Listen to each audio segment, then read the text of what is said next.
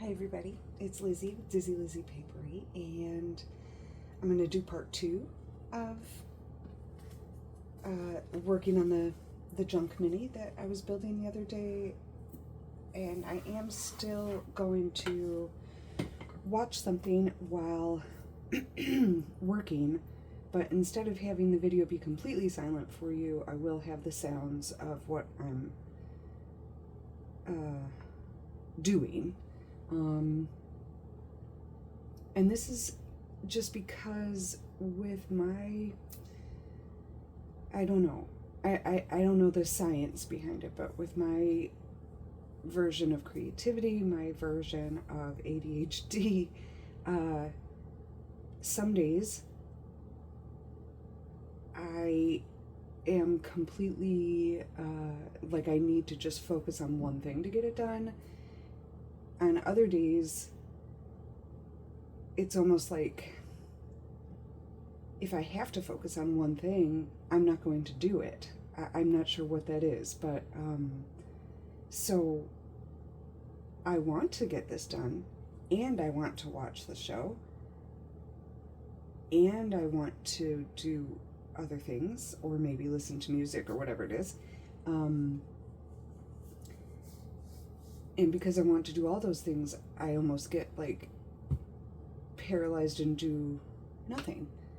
And that's okay. I mean, when I get paralyzed and want to do nothing, I go and I work in my personal junk journal. That seems to be my ultimate therapy, which right now is this one. And I did work on it this morning, and I wrote a lot of, what's going on, what I was feeling, and what might be affecting my motivation currently. And I knew I wanted to get this mini done, if for no other reason than I think I have some customers waiting for it, and maybe some viewers waiting to see how it turns out. Excuse me. So, but there's something that stops my brain sometimes. I don't know what that is. So I try to figure that out in my personal junk journal. And so what I did figure out today, let me see if I can find today's work now. And I'll just share with you what I discovered about my brain, which might be of no one's interest. Let's see. Okay. It was here. I discovered that something that was holding me back was that you might see the side of my face. And that I have not, that I hadn't yet, like, brushed my hair for the day. And I thought, oh my gosh, what if they see that from this angle? And then I wasn't sure if I wanted to work on this desk or my white desk where I have really good camera view. And then I wasn't sure if I still wanted to watch TV and do this, or put on some inspirational music and work on it. And all of those thoughts go running through my brain in such a way that I just get completely stuck. But writing it out and gluing and pasting and cutting some things out and putting stickers on things seems to help me figure it out. So I also wished in the last video that I did, the part 1 of this, I wished that you could see the sewing machine a little bit better, which from here I can't really do, but I'm gonna try. But at least I think you can see it a little bit better than the last video, just because for me, when I'm watching some artists and creative influencers, I understand it. You have to go off screen to go to your sewing machine, because if you have to move your camera, move your setup, and all of those things to get to your sewing machine, it's too much. Like, I would not do that either.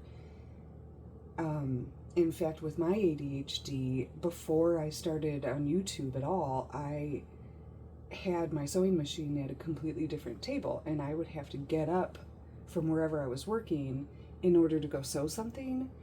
But my brain was stopping me from doing any sewing at all if I had to get up and do it. Not because I'm lazy, but because I have a brain that is going in one motion, and the idea of stopping, lifting myself and going to another place, it just stops the flow.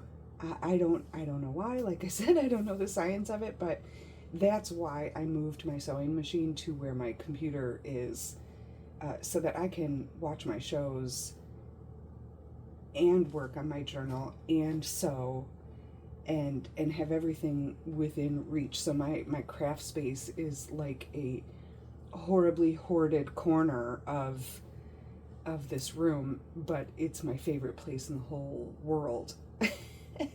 But I need to be able to reach everything. But I know my husband and my son come in and they're like, oh my God, you can't even get over there. So I try to just not let it spread too far. I think we all understand that.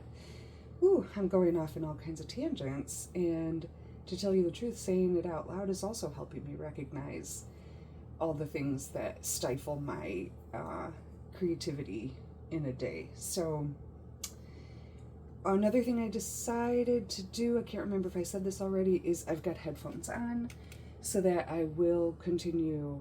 I decided to continue to watch what's on TV because the act of doing two things at once sometimes does help my creativity. It keeps me from overthinking too much about something. Sometimes if I'm just talking one-on-one with you, I overthink what I'm doing and I overcomplicate it, and then I end up setting the project aside after I'm done filming, and I never come back to it. And again, that's no fault of anything other than my brain and how it works. And I accept that, but I don't always want that to be the situation. So I am going to continue to watch something else that distracts me enough that what I do here is just a steady flow. Obviously, putting headphones on means that you can still at least hear cutting and pasting and stapling and sewing, and I will occasionally say something or make a grunting noise, which I'm sure is an audience favorite. And I'll probably start talking because I can't help myself. What was something else?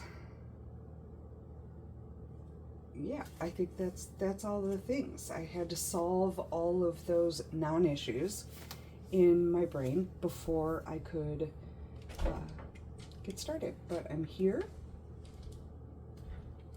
and I'm going to start working again on part 2 of building the forest floor junk journal, and I don't know if I should bring you in a little closer. Actually, this is where it was the other day, and when I reviewed it, it looked like it was probably a good distance. I'm going to finish building it. Finish building it, and maybe finish kind of designing some pockets and tuck spots into the pages. There's no plan other than I have pieces already picked out, but even though I have these pieces picked out, they may change in the middle of the flow. So thank you for being here. I am Lizzie with Dizzy Lizzie Papery.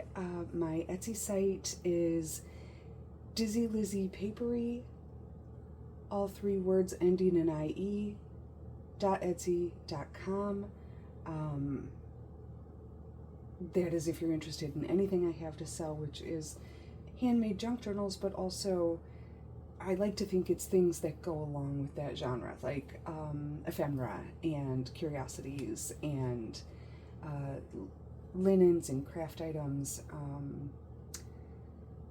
all things that have been thrifted or secondhand or estate sale purchased or researched to be of interest, to all facets of our hobby or other hobbies, scrapbooking, sewing, all of it. And I hope to have this one then posted tonight after I film this. And tonight being June 28th, 2026. It is currently 4 p.m. in Wisconsin, which is Central Standard Time in the United States. And tonight for me might be 4 in the morning tomorrow morning. Also because of my ADHD brain and the way that I sleep and create. So thank you for being here, and please like and subscribe if you haven't already. Please leave comments, only because those are things that tell YouTube to keep showing me to people, but I am doing this for myself as I am as much for you, because it helps my brain to share it, and it helps my brain to focus on a project, to know that there's someone out there who might be interested and who might be wondering how it's going to turn out. Those are things that help me focus. And okay, here we go.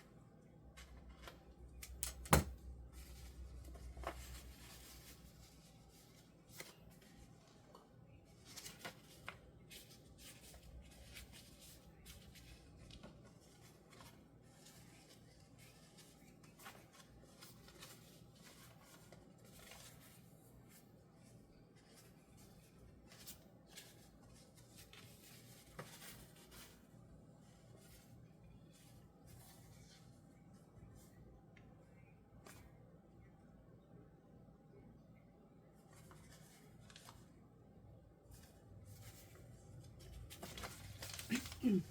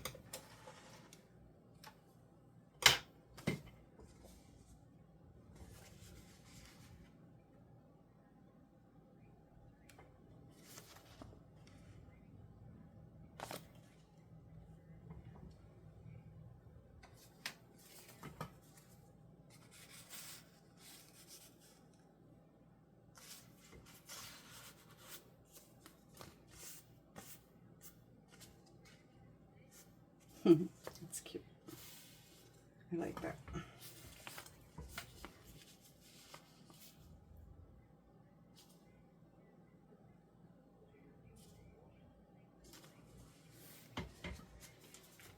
sweating.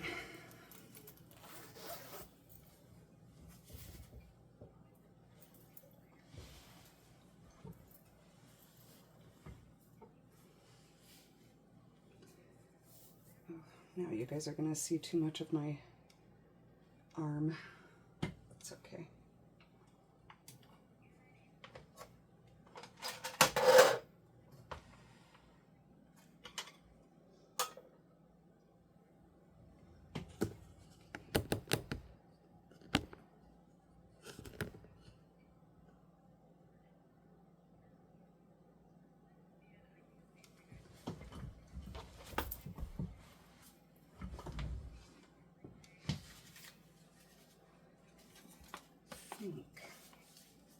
This feels cool. I think I'll make this like the last page.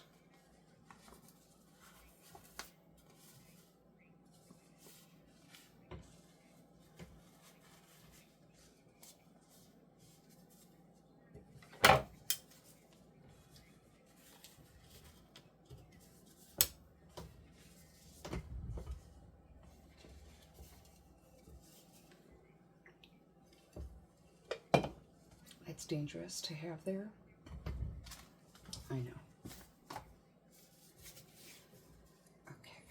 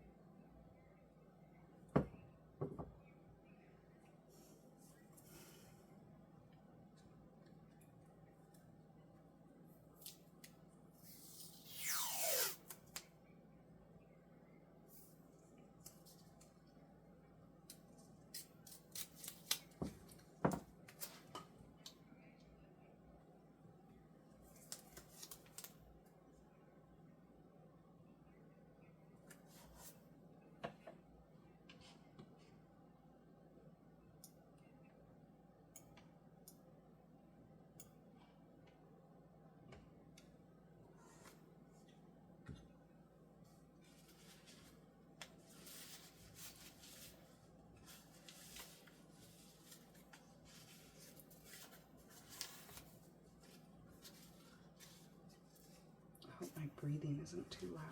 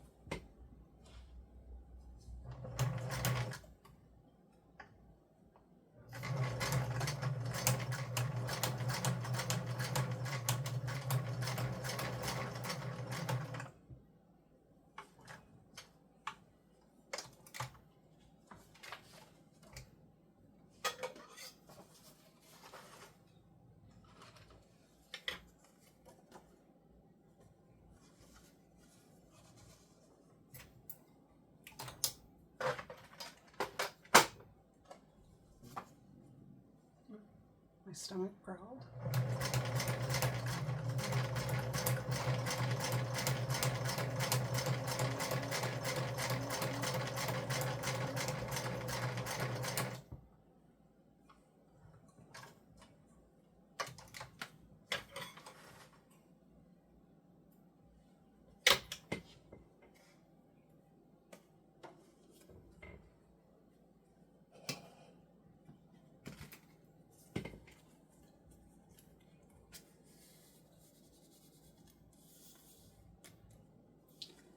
I don't know if this paper's strong enough. Darn it, I should have thought of that.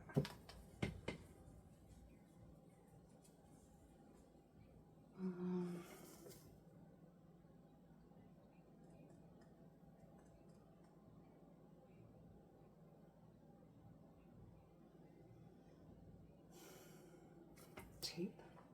Maybe I'll do some tape.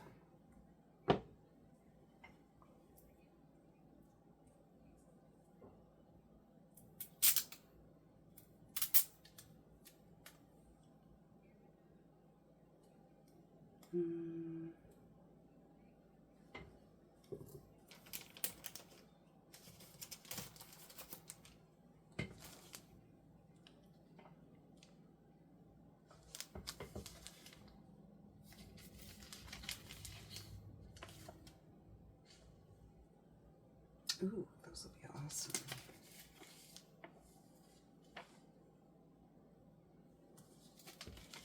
So this is Tim Holtz Ideology cello sticker tape, and it's like antiqued. So he's designed it to look stained. And there's several different like widths. There's several different widths of the tape, which is super nice. And I got these at a local craft store, but you can get them online. And I'm going to use like these thicker tapes.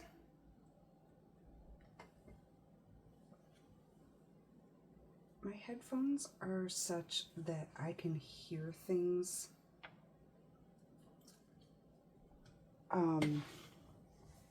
outside of what's in the headphones, just in case, you know, a child or pet needs me, and also because I get dizzy with a lot of headphones if I can't, like if the sound is too deep or too, I don't know what the word is, but some headphones make me dizzy, and these don't, because they let in some outside sound. So like right now I'm hearing myself speak, and it's not like that weird drone robot sound that you might hear yourself speak when you have headphones on. So it doesn't make me feel woozy.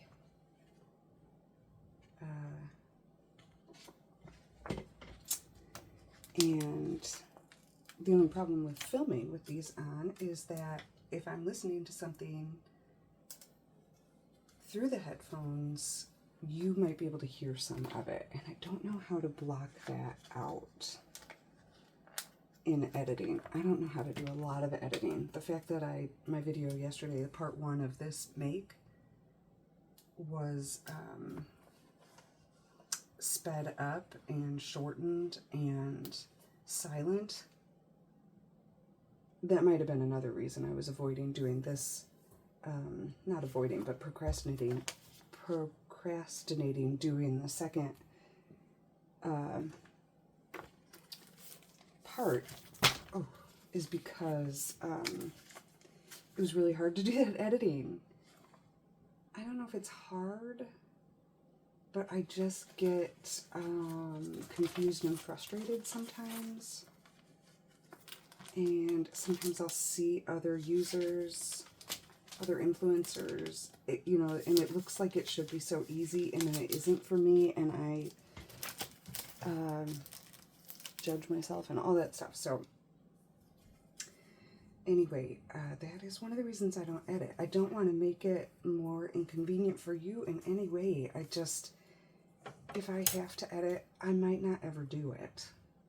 And like I said, a lot of me filming is therapy for me. It is part of my therapy prescription. Ooh, that turned out cool. Okay, so I put this really old children's book scrap that I had on top of this, ooh, like thicker paper, because the thicker paper will hold it, but also because this side of this paper is just this text about mushrooms, which is cool, and it's cool to see a little bit of it. But if you are unsure how to journal on top of something that has a lot of text like that, I like to make that page a pocket or a belly band. So I took this scrap and made a belly band, and then remembered after sewing it that it could be a fairly brittle piece of paper. So, and it may still be, but this tape hopefully will keep it stronger.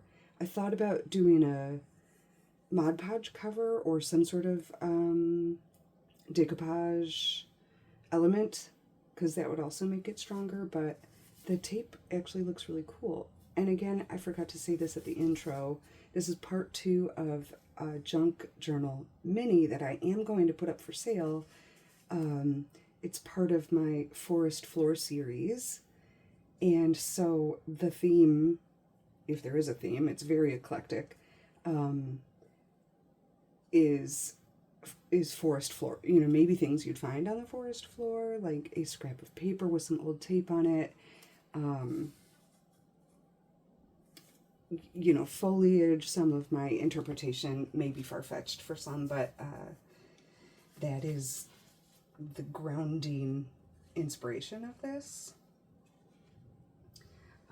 So it is, anyway, that turned out cool. But back to my headphones, sometimes what I'm watching might get louder, and then you can hear a little bit of it, and I hope that isn't annoying. Maybe you can mute or something through those parts. And not that I want to put that on you. I feel like if you are my customer, I hate to ask you to do the work. That's like where my mind is thinking. But at the same time, if you're enjoying this at all, I know that you don't mind, you know, maybe muting an annoying noise or something. You can see where my mind is right now and why I'm overthinking everything. And it could drive a neurotypical person insane. And maybe it will give insight to a neurotypical person who doesn't know how these thought patterns work.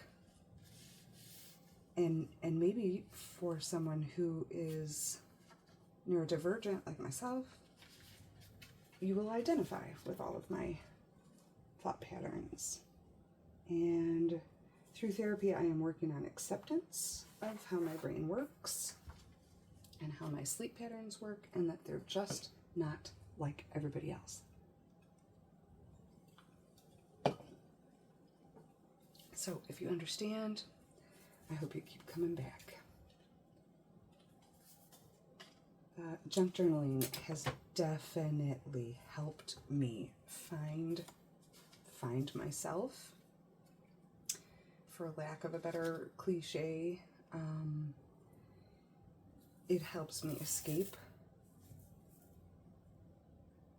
into a healthy place, where my escape mechanisms before used to be eating or over shopping. And I love that about junk journaling too, is that you can junk journal with things you already have. You don't need to shop.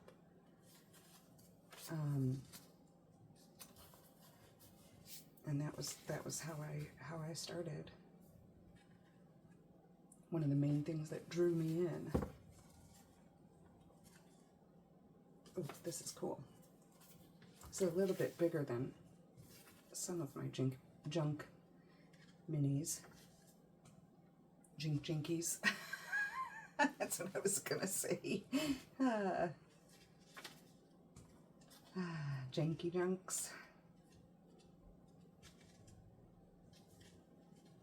And also, I forgot to say at the beginning that this is tape hinging pages together, which is actually fun for me and therapeutic. I've had some folks say they wouldn't be able to stand the time that it takes to even just pull the tape off of the roll, or to, you know, balance it so that the pages don't go everywhere.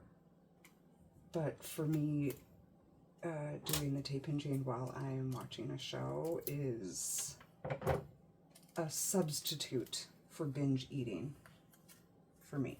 So, I also love tape hinging because you can get more full page spreads of illustrations.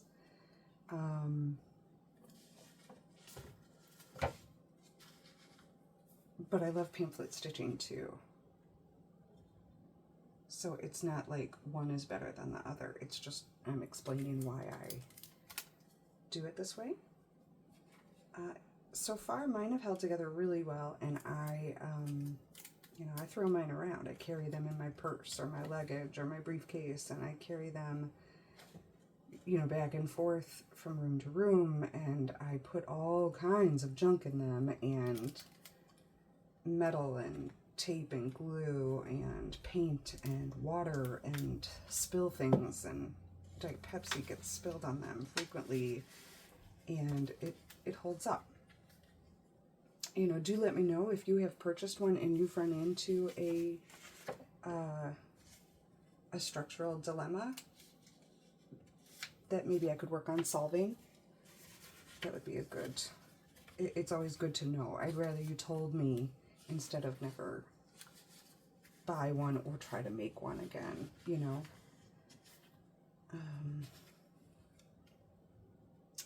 I also have this weird thing that happens in my brain when I pamphlet stitch a book, and it's probably because I like to have really thick signatures, which if you're new to making your journals from start to finish, a signature is a group of papers that then gets pamphlet stitched together or hinged together somehow.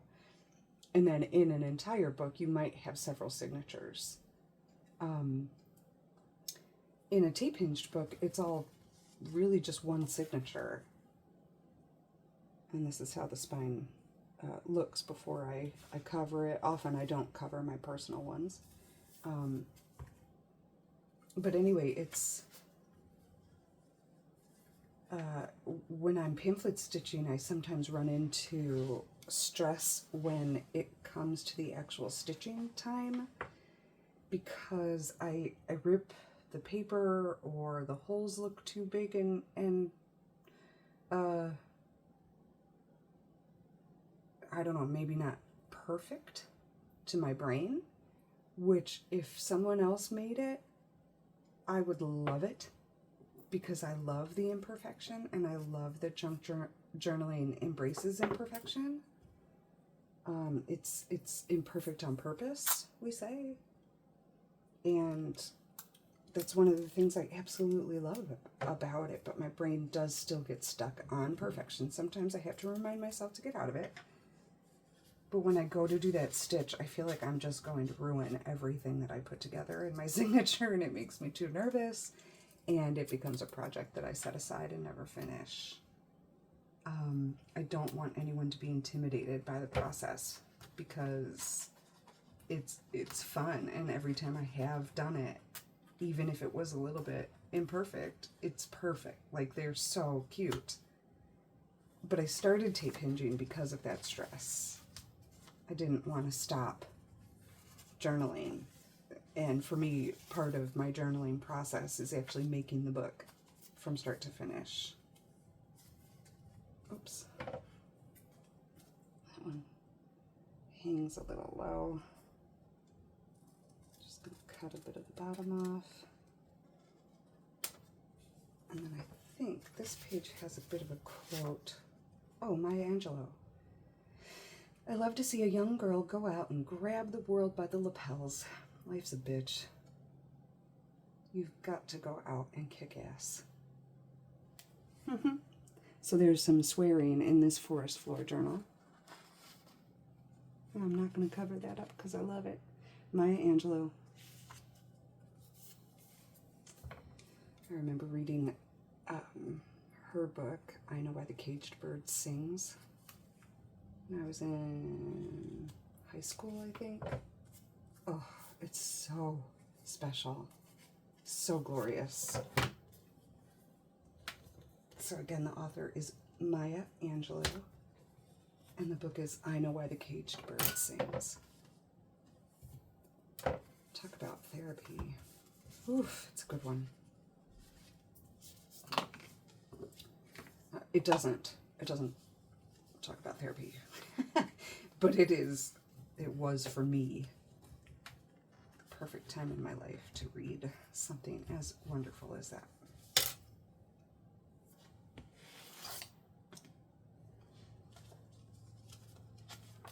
Okay, you saw me sew this little pocket, and this is going to be my final page, I think.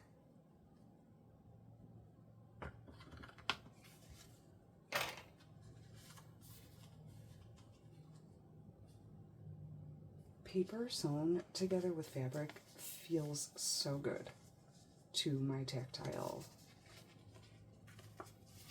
brain needs. I don't know what it is, but it's the best. And I think our final tape will be one of the stronger ones.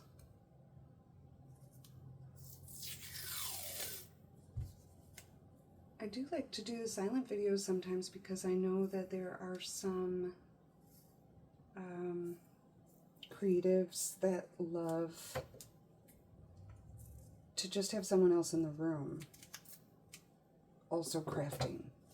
And sometimes it can be for ADHD or for any person who might need crafting in their life.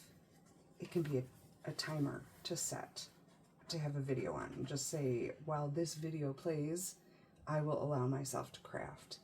And if it's silent, you know, that means you're not influenced by anything I could be saying. You just get to have someone else in the room with you, which through therapy for ADHD and several other, I mean, you don't have to be neurodivergent to want a body double. It's an extremely masterful exercise in how to increase focus.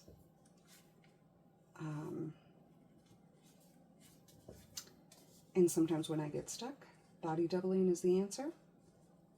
And in fact, I pretend you're in the room with me, which is a version of body doubling for me too. I'm talking to you right now,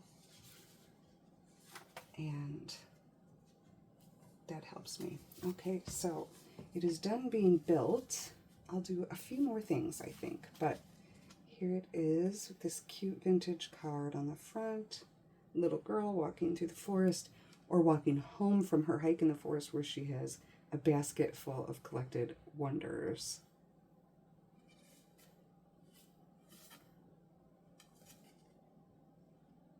This is a little desk calendar page from November of 2024, but I love that it has looks like a form of oak, English oak, and acorns along the border. And on a page like this, you could find a sticker that's the perfect size, or a scrap of fabric that's the perfect size that could cover this if you didn't want to see this. Or you could change, you know, just cover the date and make it 2026 November. I mean, the dates wouldn't match up, I guess. But I just love this botanical frame. This is from a cool children's book that I don't have right here to show you. but it is about all the creatures hustling to a wedding in the forest of some other creatures. And then if you saw part 1, I put together this little quilted tag that I will find some ribbon or twine or something forest flory to put in there. Made a little pocket on this page. I think maybe I'll just tear these little tabs off, or I don't remember. I kept them on because this vintage wrapping paper is so cool for this concept, but maybe I'll leave them for the end user to do with them what they like. Maybe, you know, if you purchased this or someone did, you could tear that off and stick it somewhere else in the book. And so this one is a pocket too. Little note paper. This is a 1970s and 80s botanical book on the flowers of Scandinavia, mountain flowers of Scandinavia. And on this page had the original owner's notes from June of 1986. Through the book, it looked like she or he, I think it was a she from the handwriting, but it looks like whenever she found the item that was listed, she dated it, which I think is cool.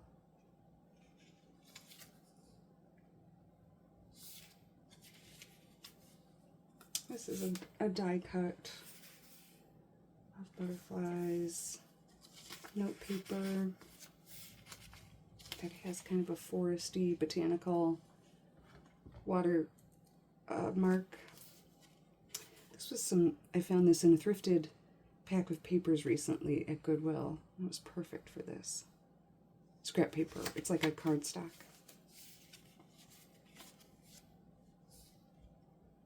This is some of my coffee dyed paper. This is original artwork by my sister-in-law, Megan, and she is Ink Girl Art or Ink Girl Illustrations. So I did put that notation here. She does have an Etsy shop where she sells stickers, which are really cool, and made of her original artwork.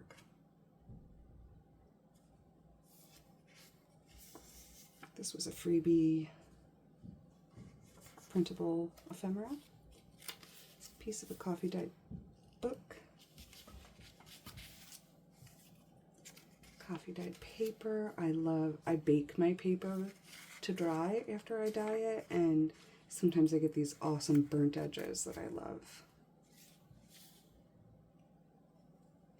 This was something my sister-in-law had stamped for me too, with these awesome evergreen trees. Ink Girl Art is her name.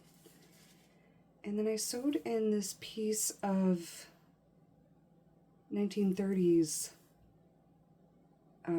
advertisement books that had been cut into a pattern for the lady of an estate where I purchased a lot of her fabrics and her quilt patterns, and, well, I should have bought everything in the house actually because I loved it all, but this was one of her cut triangles for her quilts.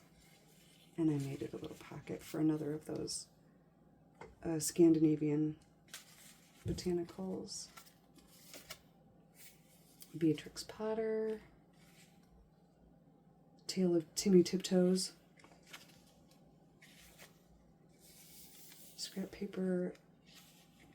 I thrifted this in the very beginning of junk journaling and only had a couple pieces of it left, but it was perfect for the forest floor.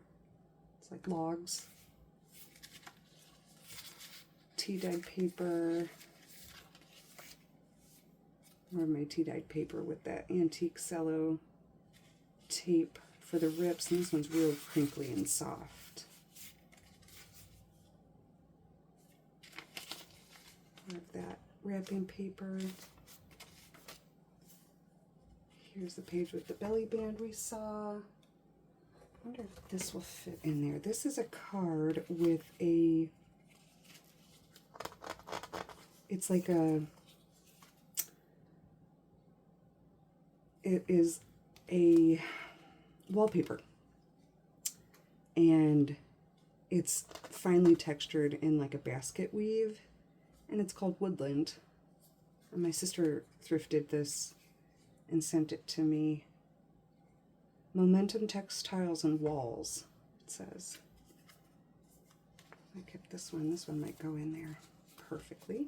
And that can be turned into a card or journaling card. And there's our mushrooms. Another piece of scrapbook paper. This is from a really cool book of like activities and stuff. And then here's another of that log paper that I put that toile. It's like a linen upholstery fabric. Scrappy, but that image is perfect. Now, before I started building the book, I had made this playing card situation. And I did a little cluster of maybe paper and fabric you might find on forest floor and pick up to throw away. And this ticket. And I sewed those on into this little belly band. And then I had this collection of old beat up buttons that I thought you might find on a forest floor. And this one has, what do you call that fabric? Like corduroy on it. And they're all like kind of tied together. You could take them apart and use them. But I thought that was fun to put on here and makes a little bit of a jangle. It's hard to know where to put that in the book because the buttons will stick out a bit. So maybe it goes in the backpack pocket. And sticks out. I feel like it's gonna fall out. But that does look cool. Maybe I need another pocket at the front where it doesn't stick out as far. Let's see. These pockets.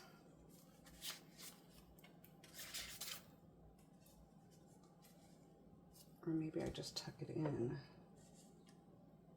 All of the Forest Floor series books come already with a little packet of, I call them found things. And you get a entire sticker sheet of like woodland camping themed vintage stickers.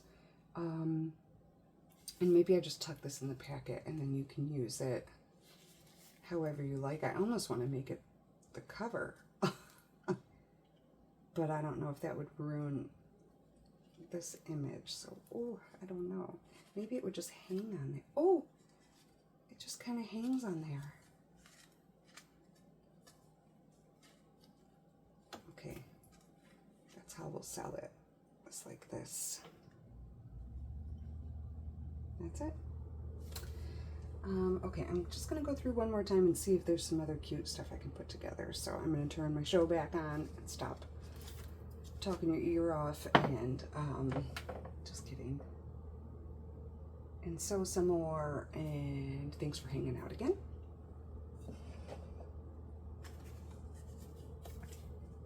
Just real quick, some other things I have is this cute illustration from a Holly Hobby book. The cover of this book I used in the first of the Forest Floor series, which is already sold and actually has been delivered. But this image was inside the book, so I thought I would use that in the mini. Here is another piece of, I call it the Jean and Hazel Estate, and I try to talk about it at least once in every video because so much of my I call it inherited collection for my books is from the Jean estate, and her aunt was Aunt Hazel. So I call it the Jean and Hazel estate because a lot of it was Hazel's as well, from what I can gather when I put together pieces that I have. But yeah, this was another 1930s like magazine card that she had a little pattern drawn on and cut out. The older stuff, I'm guessing, is either Hazel or Jean's mother or even grandmother, because it appears that a lot of Jean's family scrapbooked and memory booked and sewed and quilted, and oh man, it was a magical estate sale for me. And it was on a whim. I didn't plan to go. I didn't know what it was going to be.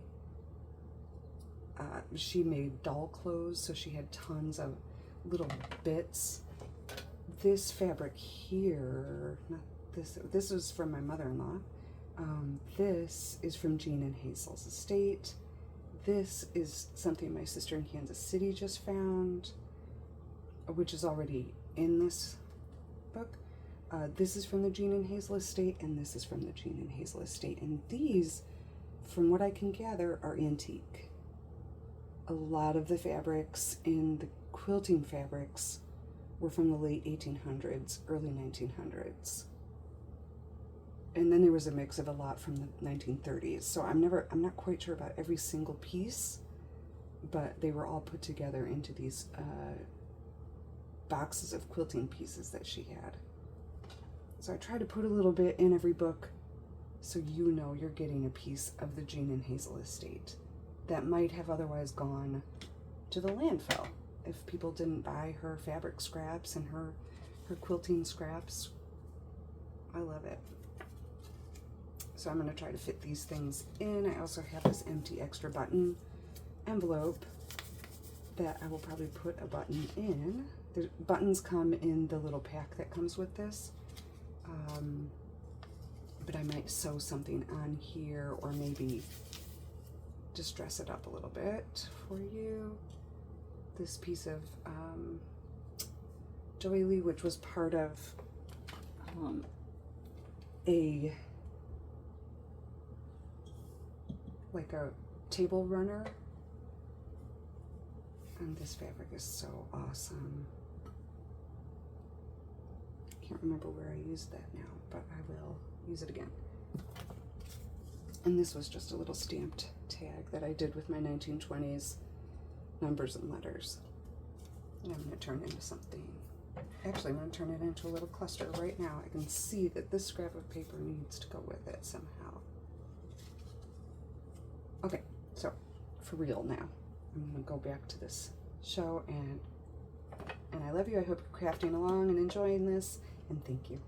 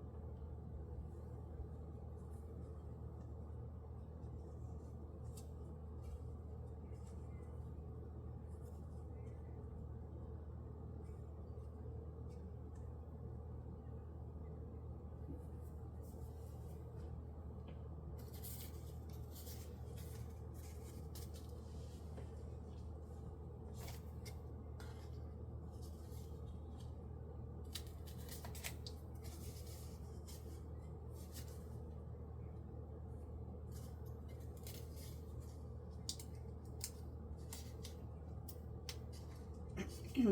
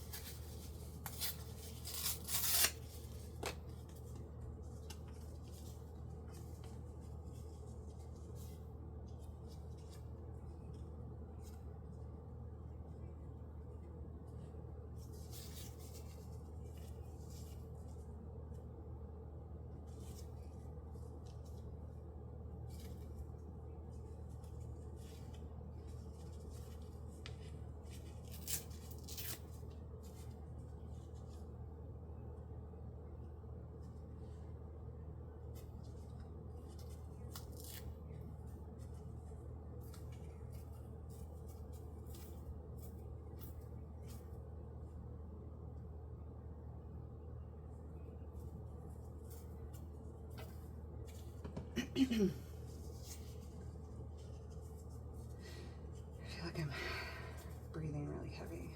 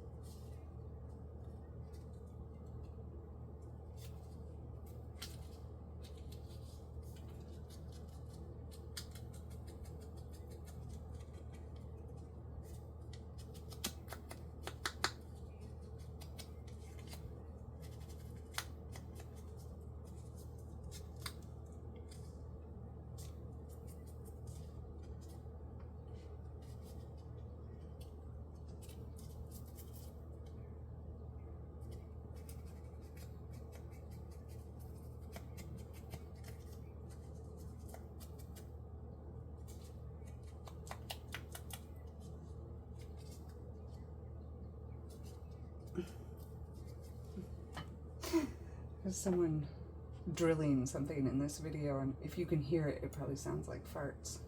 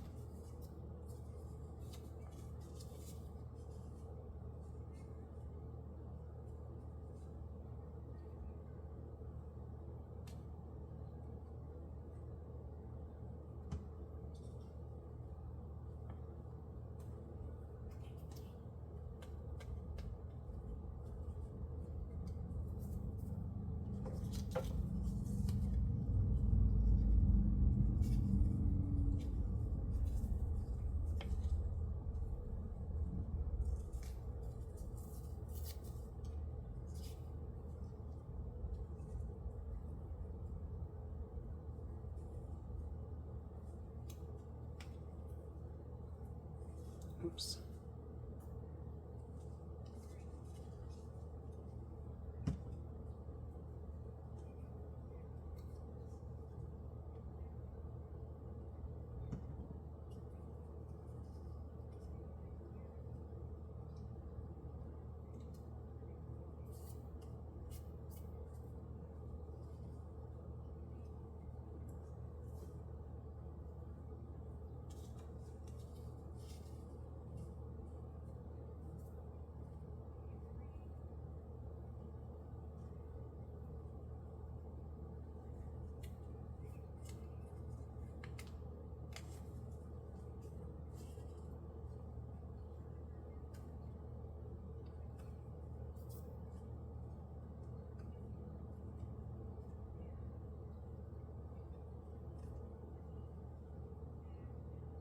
Having trouble distressing this little piece of fabric.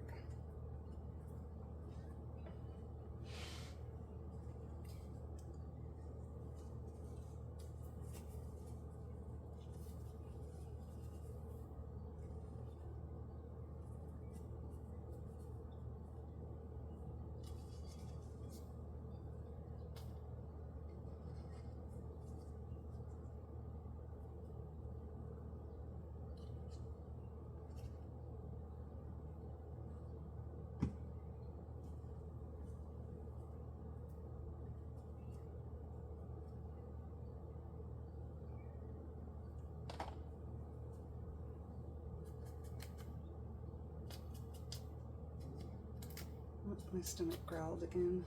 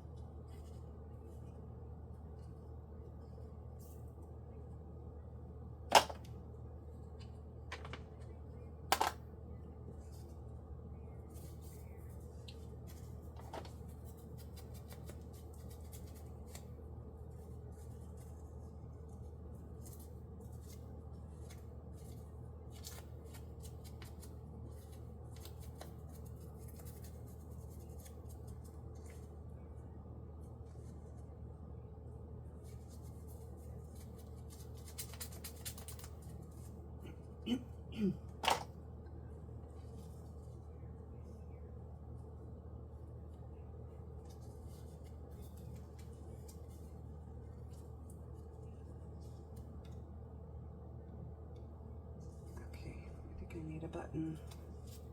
Let's see. These are my new buttons. I just cleaned. They're mostly colorful.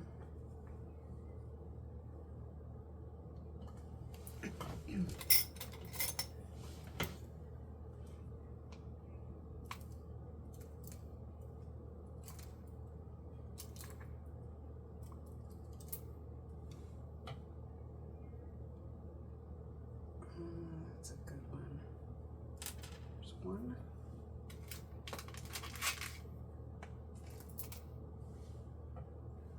Oh,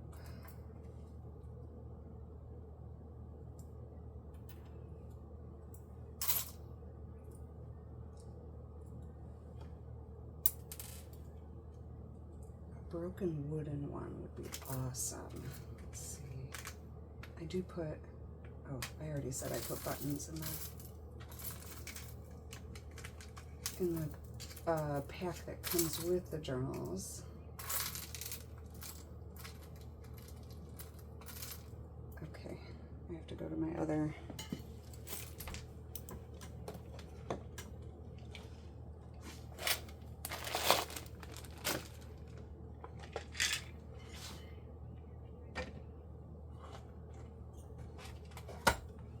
These are very special.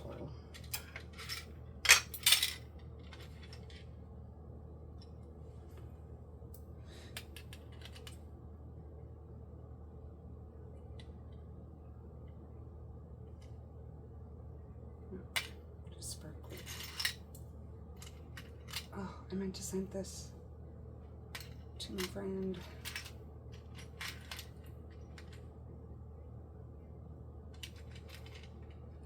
Do you guys remember this from a junk haul I did a while ago from the estate sale warehouse?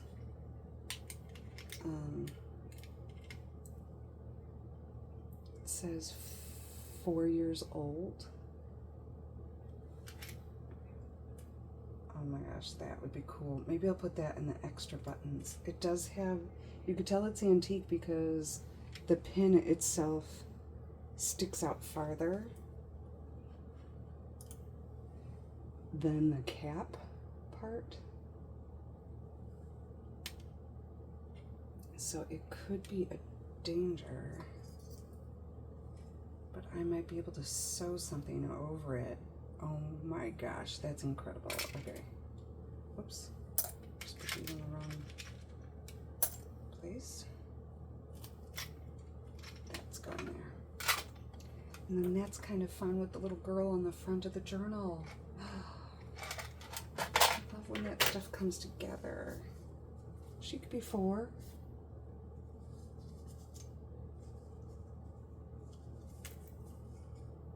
Okay, so I'm going to adhere this last piece of paper, and then this pin somehow safely.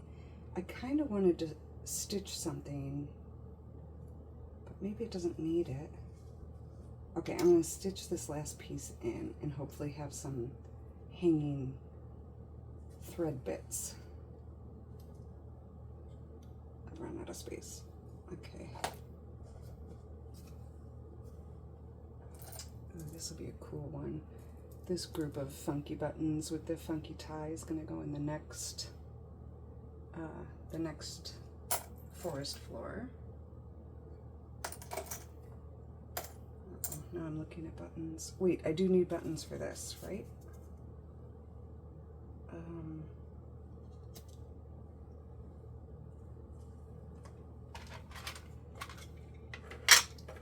Okay, I want this button, probably that.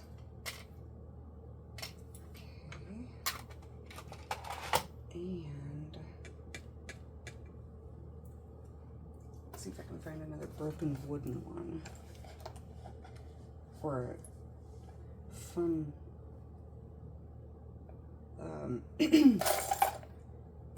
messed up metal one. I do have some good messed up metal ones. Here's a good wood one. It's a little too big and new. Let's see. Oh, sorry. Sometimes I forget.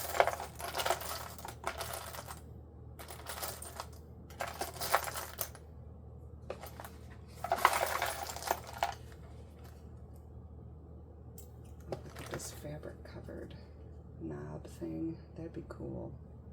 It's too big for this one, but what's this one? Oh, yeah. Nope, nope, nope. What's this one? Too shiny. This one kind of looks like a sunflower. It's like a beat up brass. Ooh, that's a good one. Okay, that's going in it.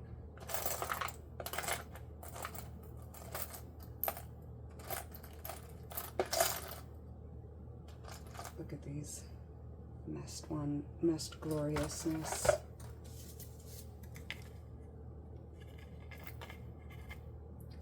That's going to be another of the forest floor. I have 2 more forest floor that I'm making, and one of these will go on those. Why not this one? I don't know, because they have their own, they deserve their own book. Those and those deserve their own books.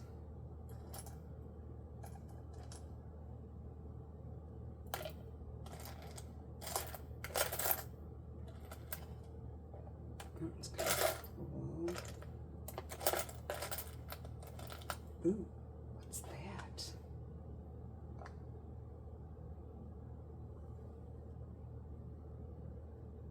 That one deserves its own page.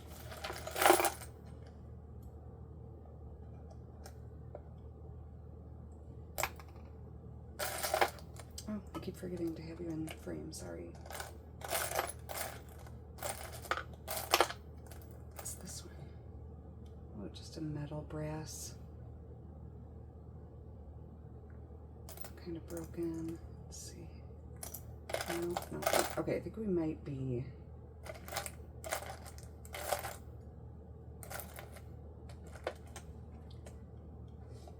Maybe I'll just put those 2 in so it's not too bulky. I might have to do some hand stitching. Oh wait, here's a cool fabric one. This one will go in too.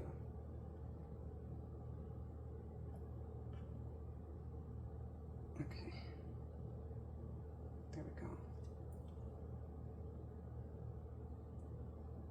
That it? Okay. Yep.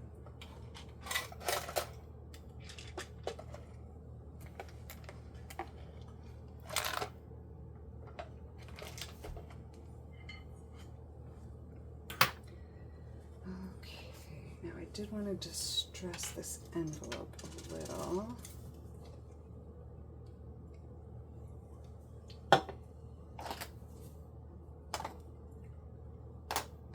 This one I'm going to do in walnut stain instead of vintage photo.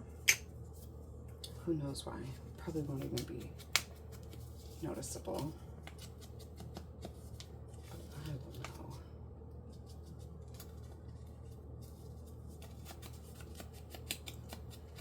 Like a dirty finger used the package. Funny. Oh, look at this.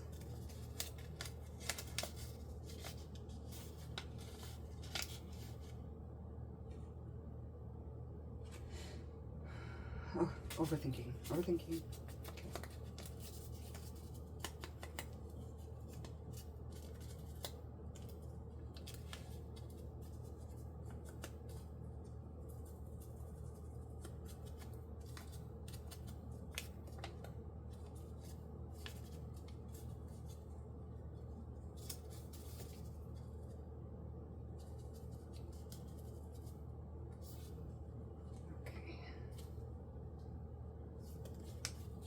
Be a little bit more broken and ripped. Ooh, rip it a little. Perfect.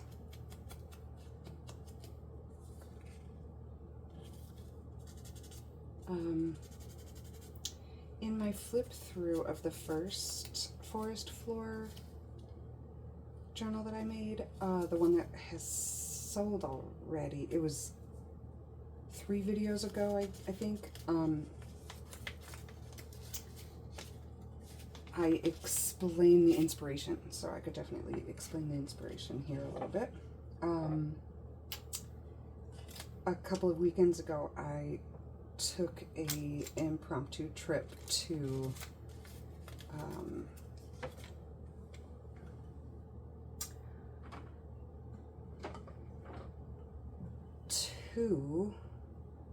Rochester, Minnesota, to meet up with my sister and my niece. And we had a really great time. It's So that was part of the inspiration. We also went to a craft store and got all kinds of goodies. But the inspiration really for these books was driving through La Crosse, Wisconsin, which goes over the Mississippi between Wisconsin and Minnesota. And I had never driven through there before, even though I had heard about it. And that particular crossing is so gorgeous because that area of La Crosse is what's called the driftless region. That's where the glaciers did not affect that part of Wisconsin. And so the land is prehistoric. I have to check my phone real quick. Okay. The land is prehistoric and it's amazing. And we didn't stop, we just drove through, but I was so massively inspired that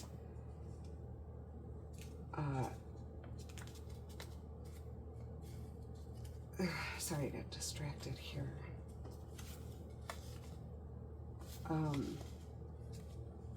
It inspired this storyline. What am I doing here? I think I want to attach these suddenly.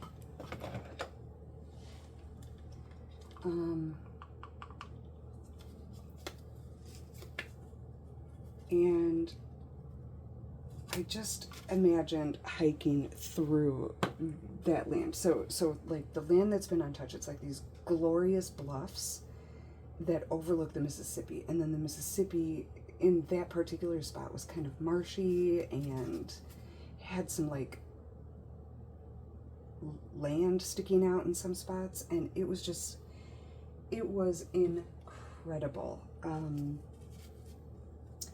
And I thought these books were going to be based on that. And so the forest floor is the first part of a series I'm doing. It'll be the forest floor, and then the next one will be soggy moss, and then the next one after that will be crag and crevice. And that last one will be like earthy tones of like rocks and, you know, jutting hard corners. But forest floor in soggy moss are like hiking in those, you know, untouched by human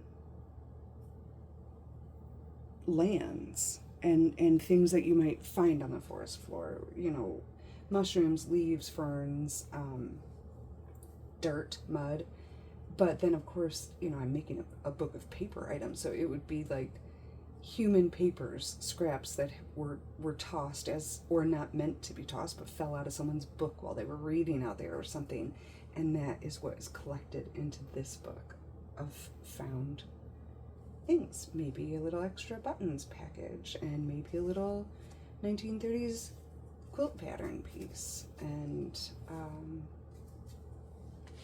yeah, that's the inspiration.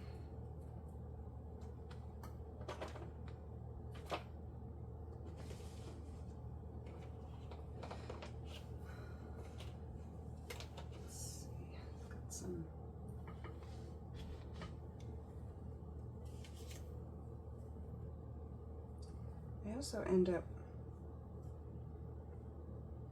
doing well with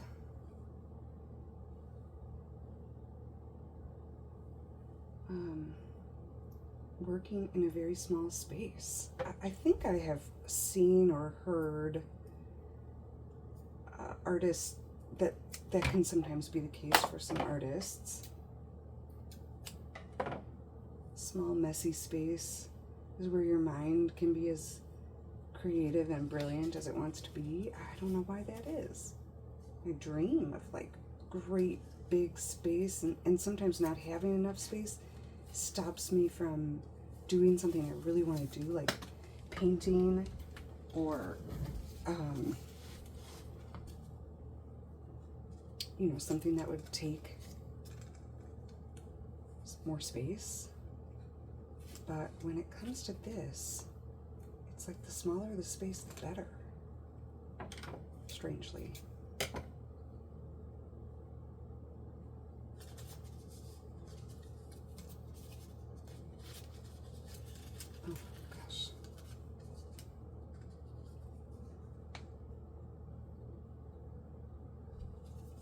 Okay, I can feel myself overthinking again, so I'm going to go back to watching a program.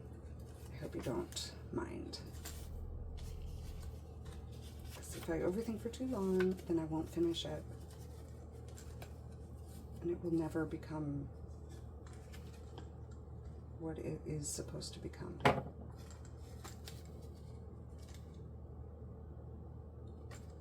Ooh. Okay, this might become a dangle, a tassel on the side. Gonna need more buttons.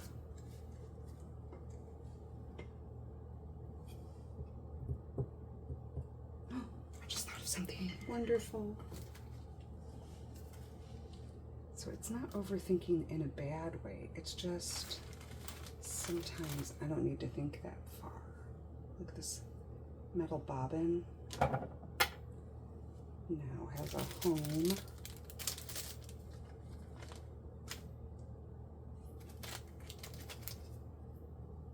A styrofoam spool of thread. Or this brown one.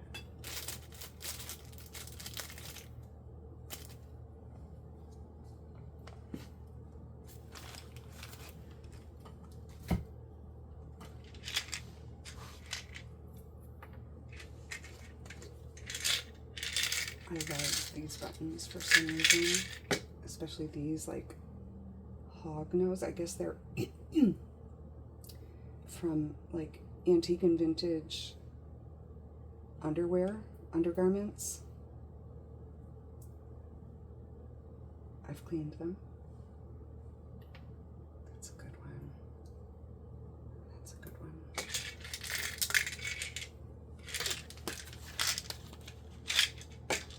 Okay, and here's where we could add a bit of color.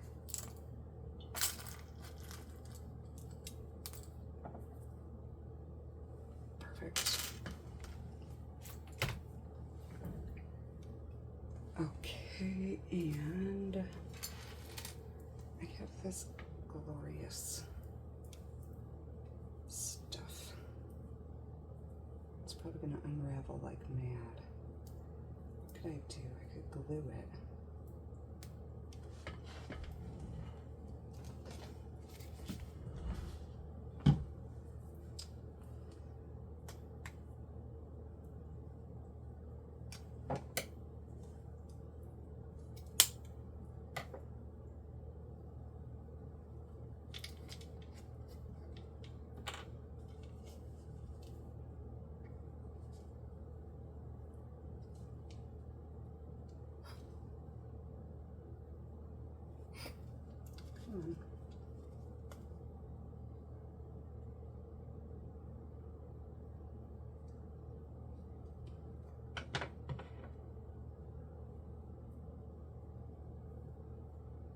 Remember how I said I was overthinking? I mean, sometimes, I might have said this already. Often, overthinking is great. Just need to also finish.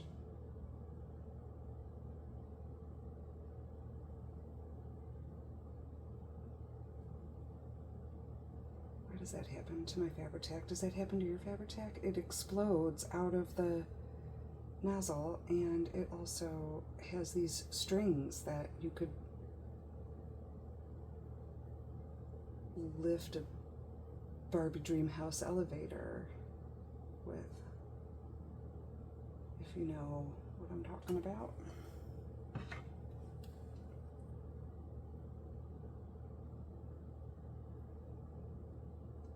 Okay, that needs a place to dry.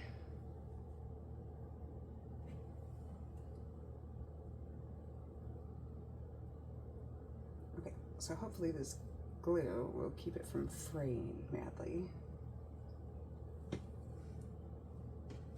And what are we gonna do? We're gonna, oh, saved it.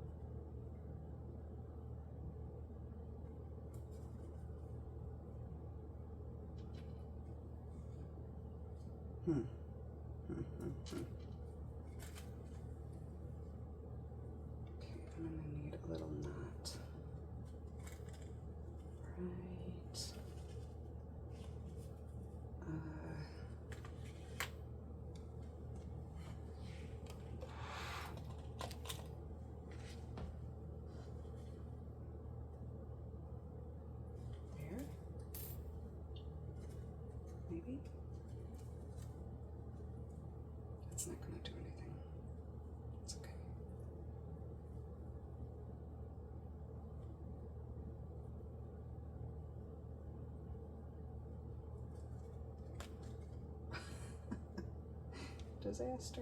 Okay. Oh, I like that.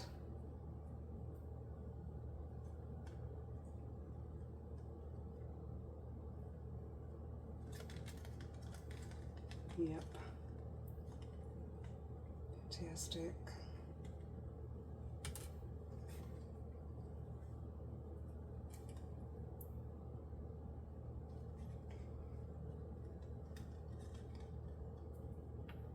Yep.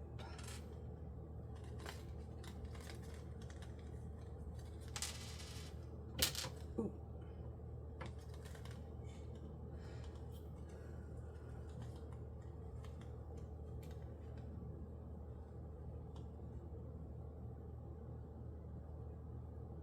Come on.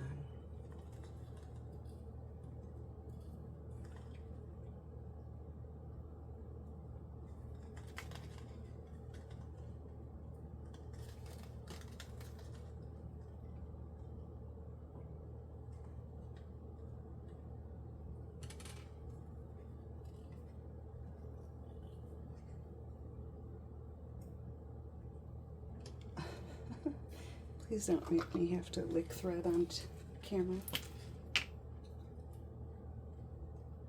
There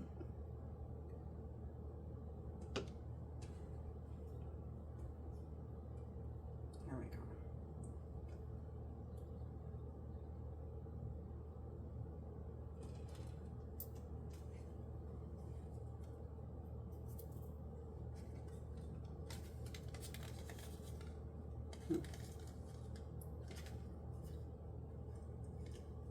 This might have to be glued down.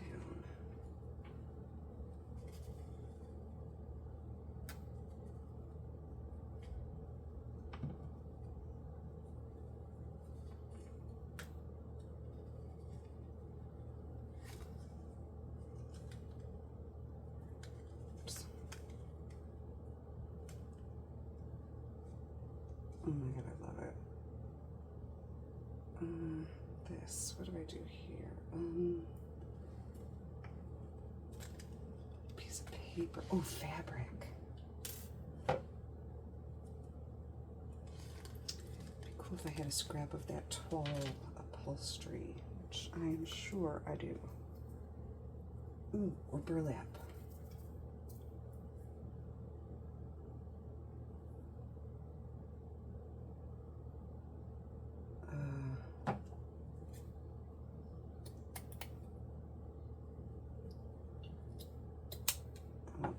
I want both.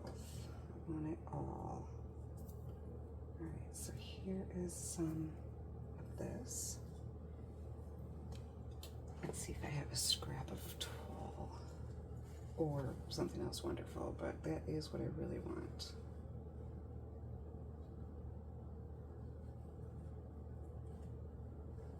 This is great upholstery fabric. That might work.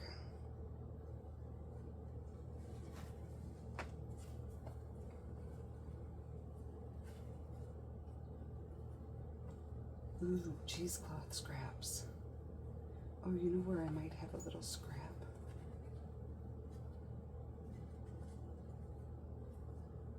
Is in my Little Bits box.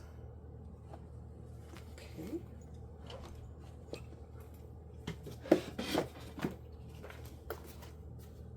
Little Bits.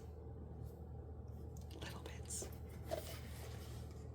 Here's cheesecloth.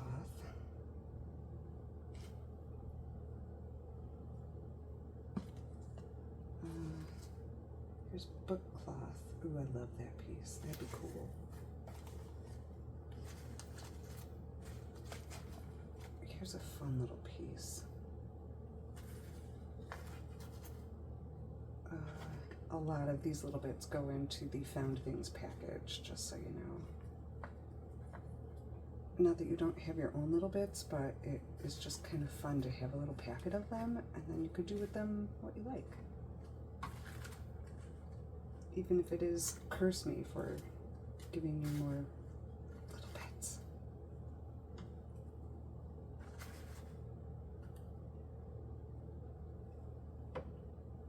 Ooh. Okay, I didn't find that tool though, which maybe I don't need it now. But I know I have some.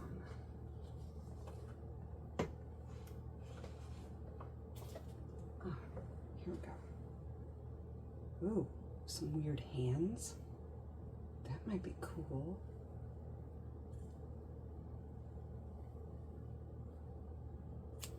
A weapon? Oh my gosh, wait. What's this? Is that a clam?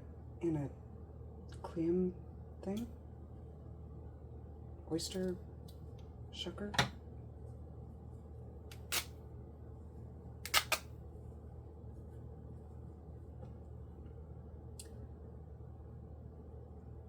We might have to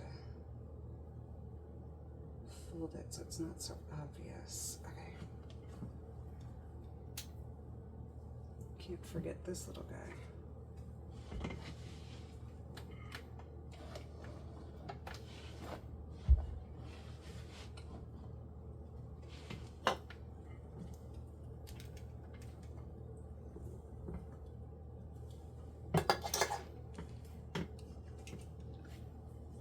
My son provides me with ample supplies.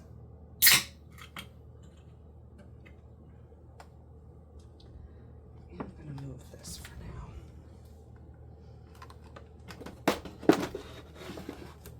Okay. And these. And this.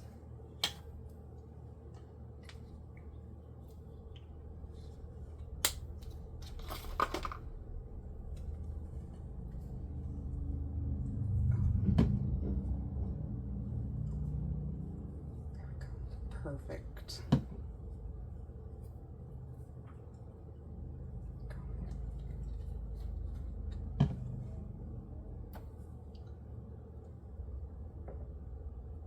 Just left all my glue uncapped. Blasphemy. Okay.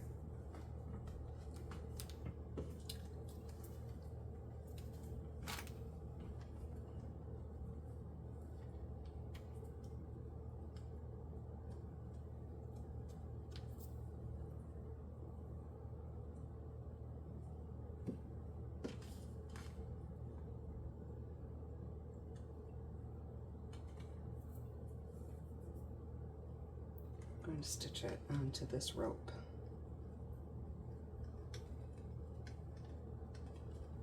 I'm going to fold it again like this,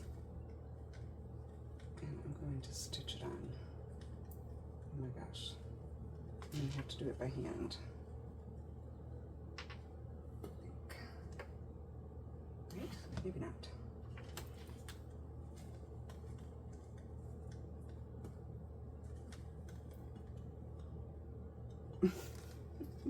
I love it.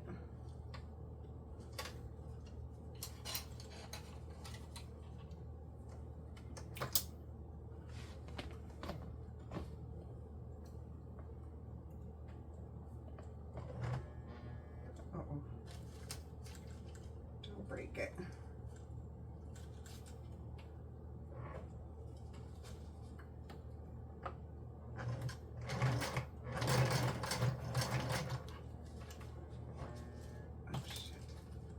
Me.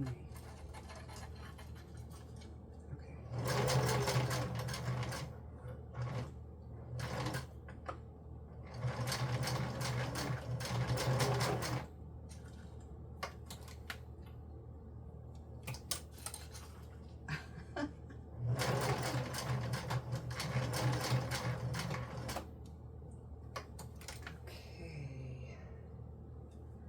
Let's just see how this looks.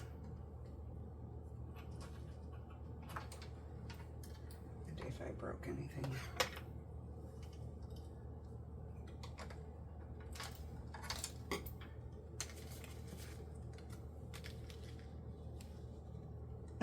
I kind of love it. Can it come down? Oh, okay, we gotta put some more on there.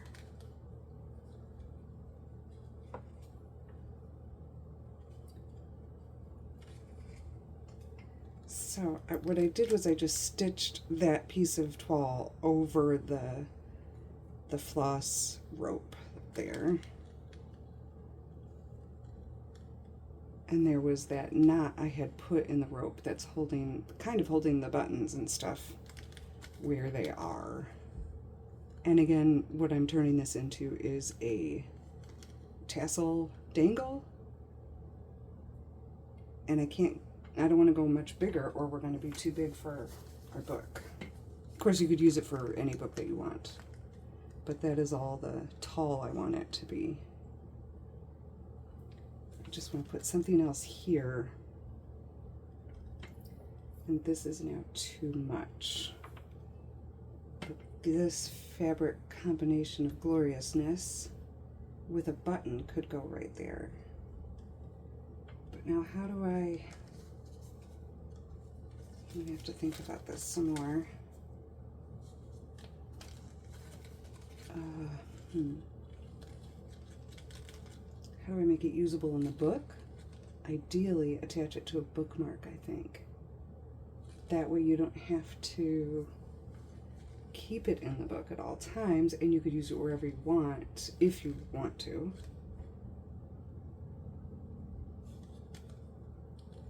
It's a tassel of found things.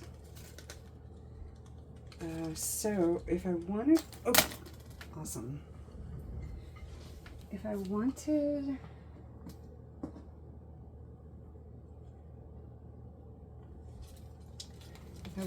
to attach it, I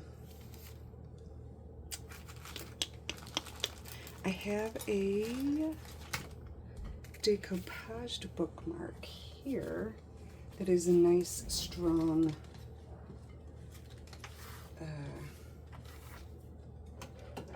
cardstock because it's been, you know,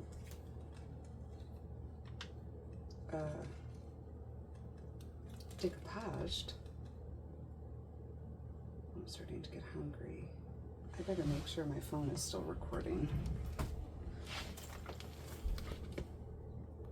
Yeah, okay.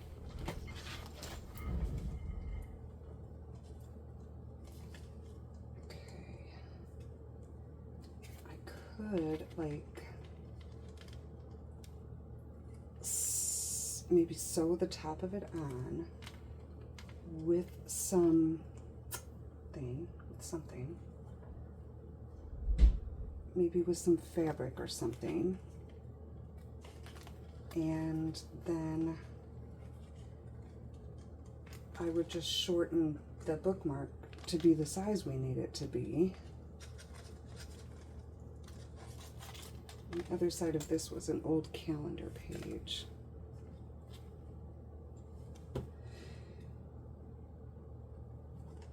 Is this gonna work? Let's see. I mean, this is, okay,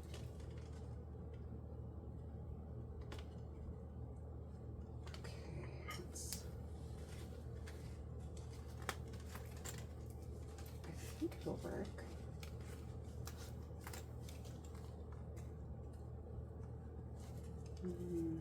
We'll kind of attach it to the corner, and then it'll hang on the spine. Oh gosh, I wasn't even showing you, sorry. So I'll attach it to the corner of the bookmark.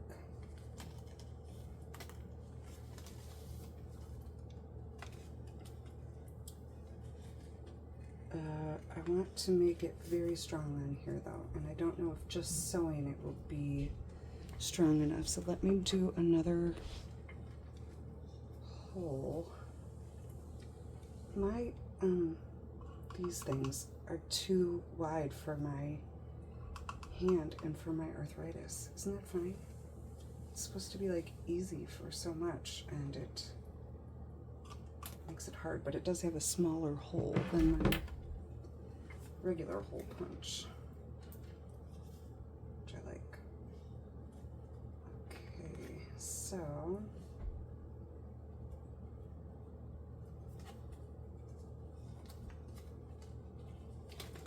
I'm gonna start like that, and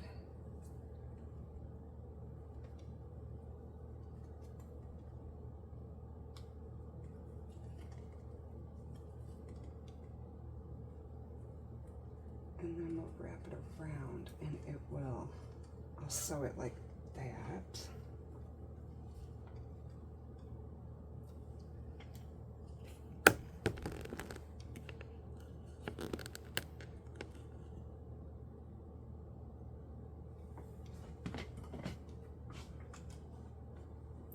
First, take a drink.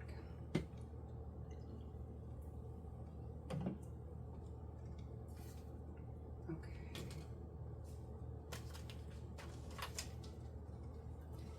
We hope that we don't break the machine because we love her. Yes, we do. We love her. Oh, this is so complicated. I'm sorry. There. Ready? Did I get it? Okay.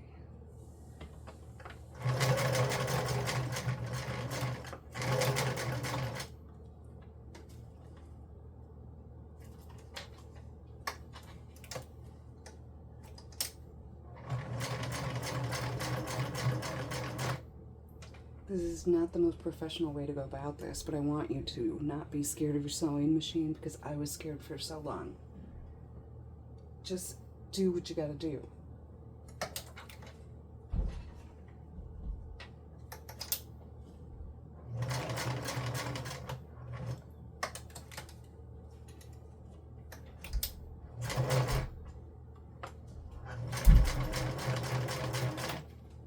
Good. What you doing? Recording. I am. Can you cut my voice out? Can I what? Cut my voice out.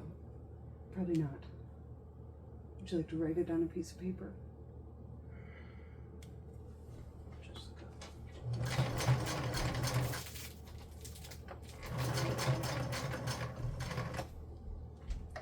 Okay, let's see how this.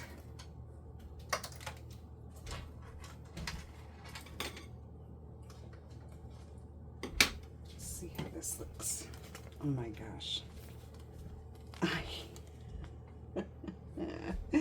I love it. I love it.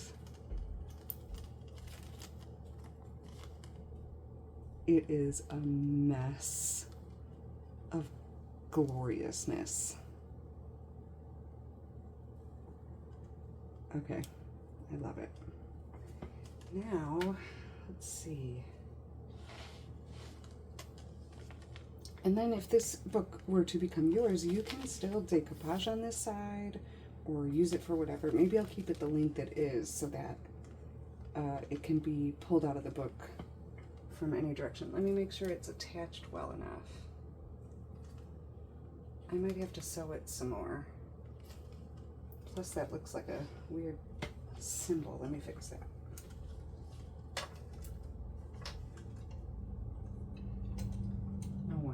No one would probably notice that but me, but.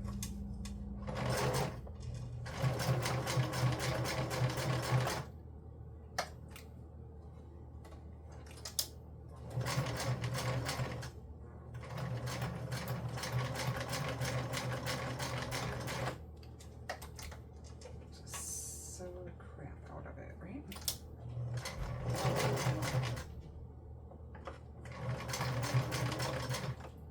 Maybe I'll change my pattern mid-stitch.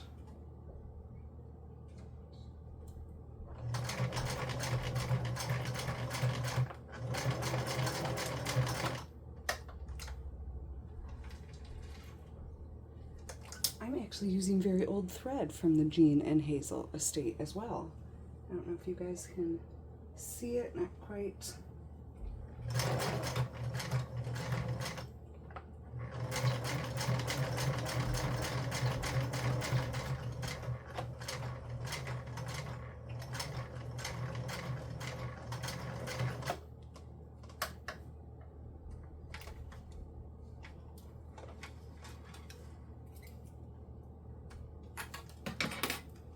Okay, yeah, now it can kind of swing around freely.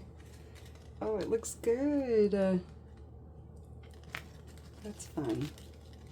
Okay. Oh, I love it.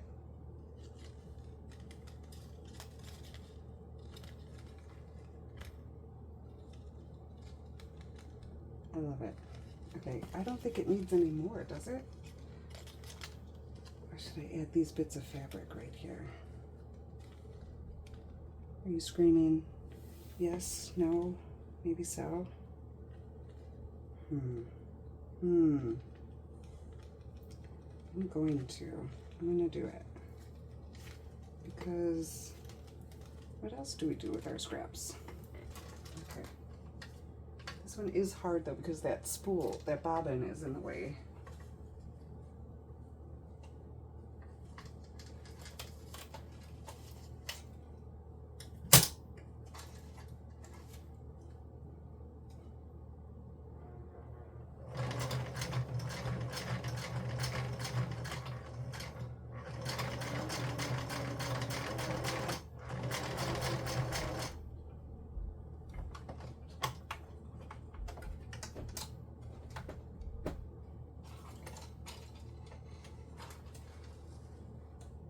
Gav?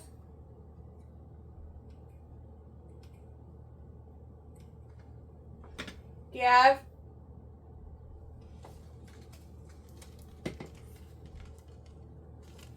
Oh, I love it even more. Cat? Oh, thank you. The cats were trapped.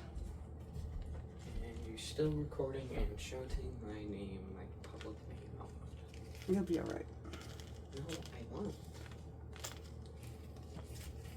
I'll wait for you to cut that up. Shh.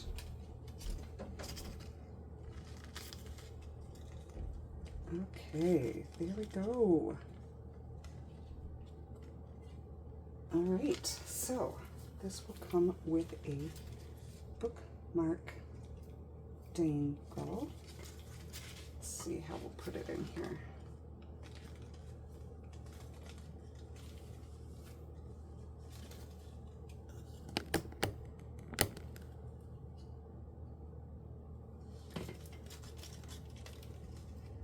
And it will hang to the side, just like that.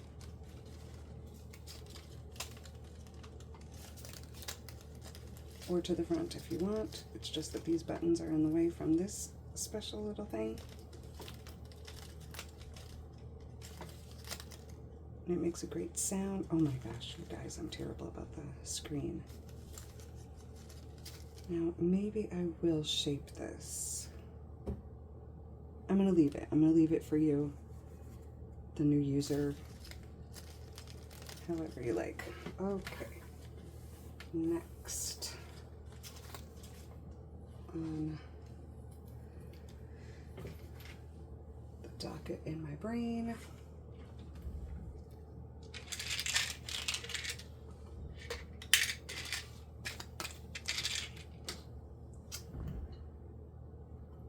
Is this guy. Oops. And I was gonna stitch this piece on. You guys see this one? And then attach that somehow safely. Actually, the safest way would be if I put a little piece of fabric over the pin.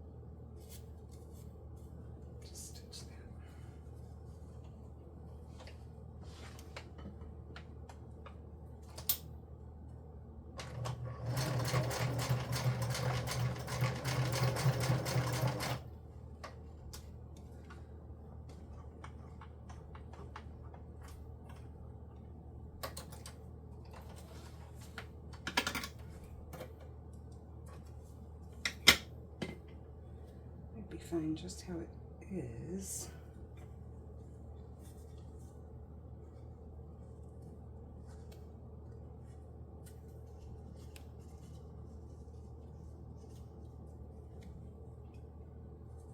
I love it. Okay, then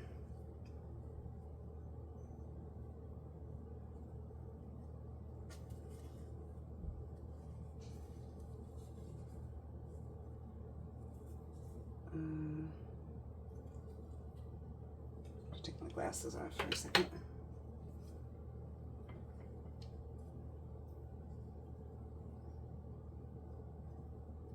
I just want to cover that pin so no one gets hurt. I wonder if I have to disclose that.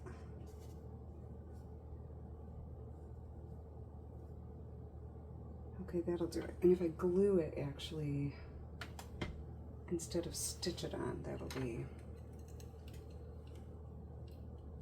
better. I'm gonna do this guy here.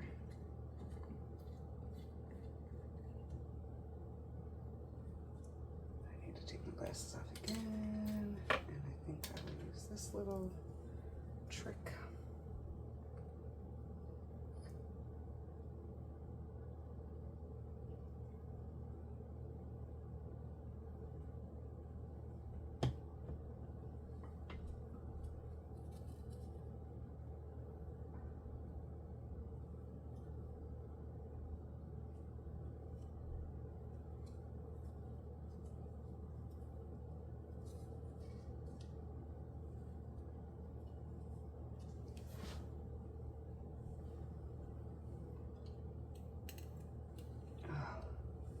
Not being able to see anymore is problematic.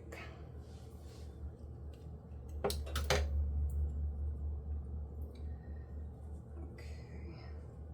Well, this might be coming with it now.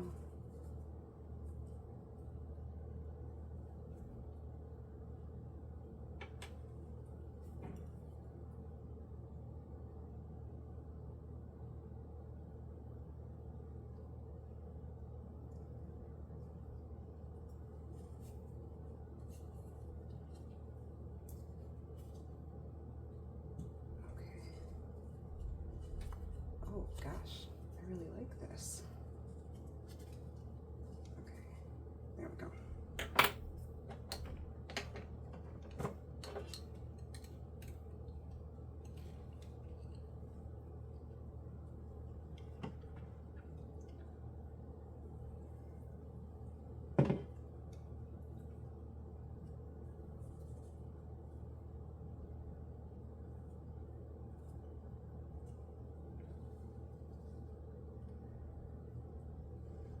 That's pretty cool.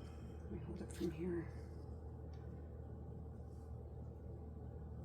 I don't understand the magic of clusters. It's just putting together your scraps, and for me, I think they're amazing.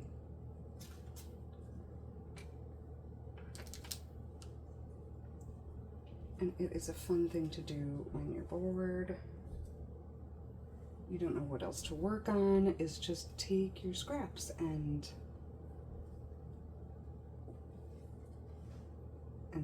turn them into something else. You might love it, you might not, but it is not hugely meaningful always because they're just your scraps. But I would say 99% of the time I love what scraps become in tiny little clusters, and I don't know why. I think it is so artistic.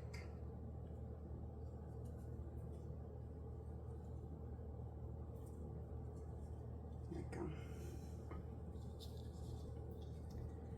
Forest floor, found objects, kind of rusty, kind of crusty, wonky, magical.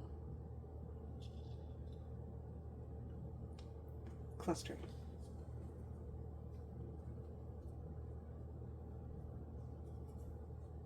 I just have to check that one more time. I think that might be in there for life. I'm actually going to try to glue just a little bit more of that button down.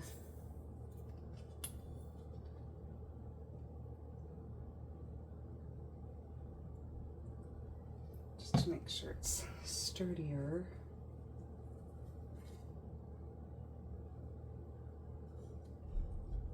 There we go.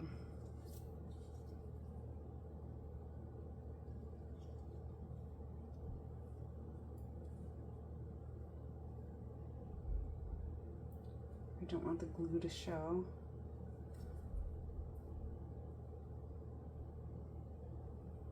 Just kind of tucks it in there. Gosh, I hope you guys can hear me. Okay. Now, where is this going to go in our little book? I mean, it's up to you, really, whoever ends up owning it.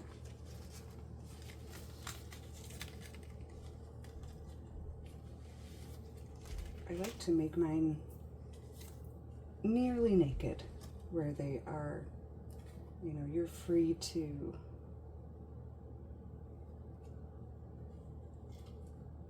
do whatever you like. So these holes that are in here might be a fun place to tie that, but that's a lot of bulk at the front of the book. Unless this went, oops, there.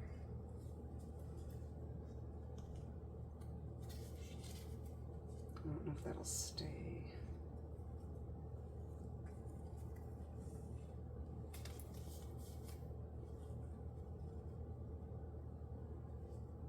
And then this.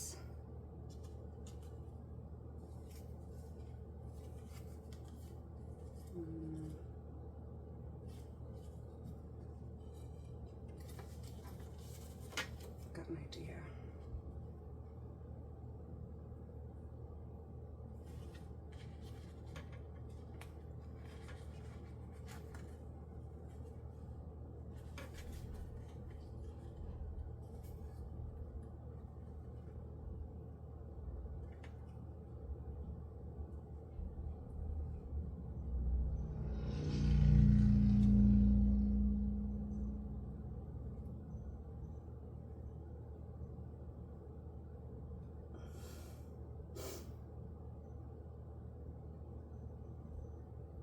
Watching me tie tiny knots with my fingers, arthritic and chunky fingers, is not ASMR, I'm guessing. I'm not making fun of myself.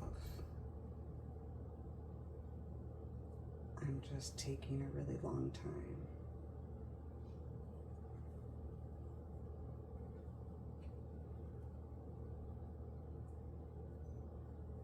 Maybe slightly making fun of myself. I can't do it. Glasses off.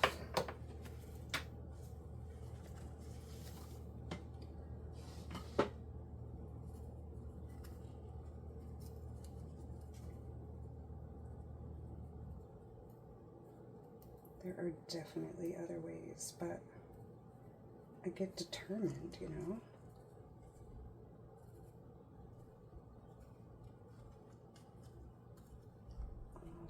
Almost.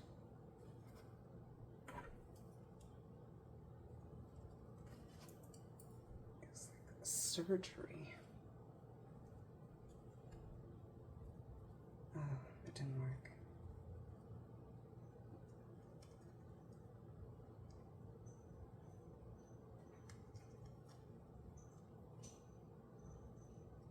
Okay.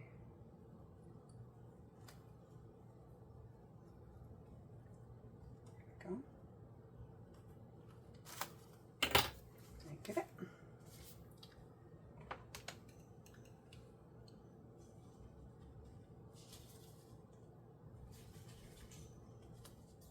There. Okay. Then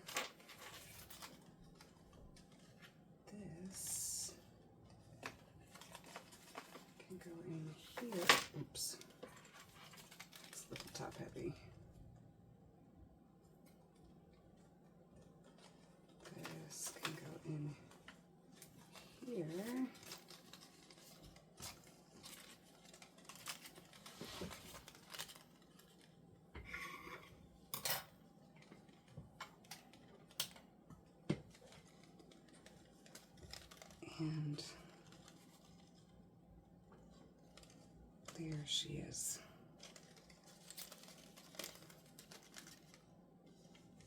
Oh. There she is.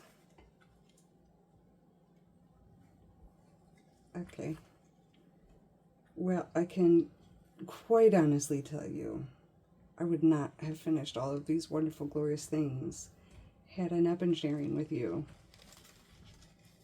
So thank you. And I will post this tonight for sale on my Etsy shop.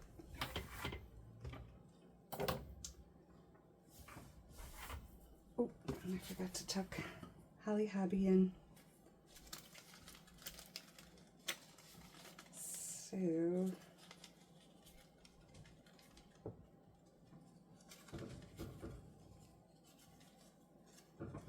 I'm almost done, honey. Here? Nope.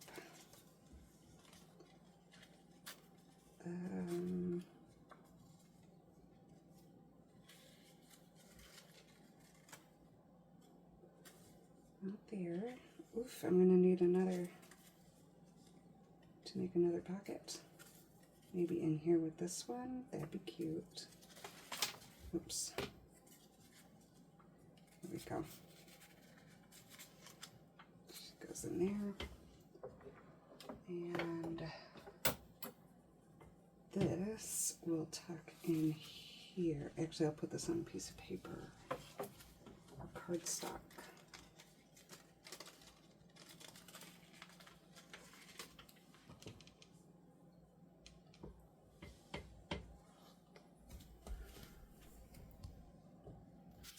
Pause.